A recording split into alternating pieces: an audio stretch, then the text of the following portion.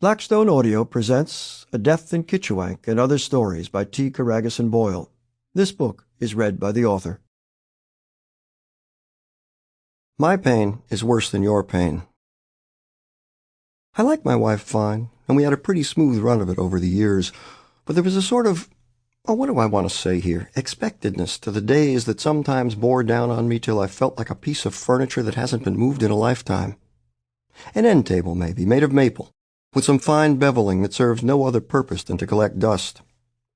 Which is why, and I'm not making excuses, just stating the facts, I pulled on my black jeans and turtleneck that night, dug my ski mask out of the closet, and climbed up the backside of Lily Barron's cabin to the patch of roof where the deck projects on the second floor, and peeped in the window with no other intention but to see what she was doing at 11:45 at night and maybe, if that was what she wanted, to surprise her. Give her a little jolt. In the best possible sense, that is, by way of amiability and with the promise of mutual enjoyment. You see, Lily has had it rough this past year. She's only 43, but Frank, her husband, who's no longer with us, was in his 60s. And when he retired, she quit her job as a legal secretary and came up here to Big Timber to live out the rest of her days in tranquility amidst the giant sequoias. They built their dream house on the double lot Frank had bought back in the 80s and became full-timers. Or dream cabin, I should say, since the 28 of us who live here year-round, as well as the 50 or so part-timers, like to think of ourselves as roughing it.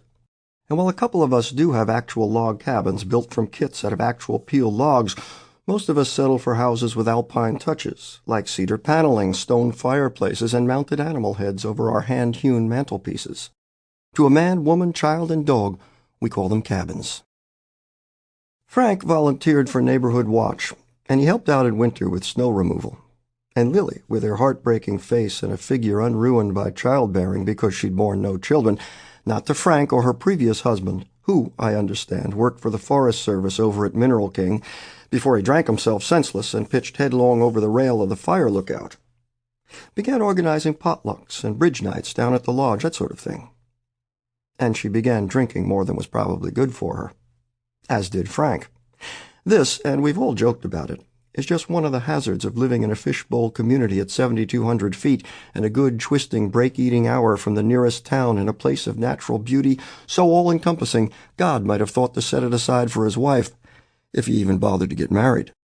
Anyway, Frank liked nature, liked the hills, and despite his age he was always out there hiking no matter the weather. You'd look up from the fire or the TV or your first double vodka and tonic on a snow-bleared winter morning, and there he'd be, with his day pack and alpenstock, heading off into the woods without a thought as to trails, compasses, or the weather. Sample complete. Ready to continue?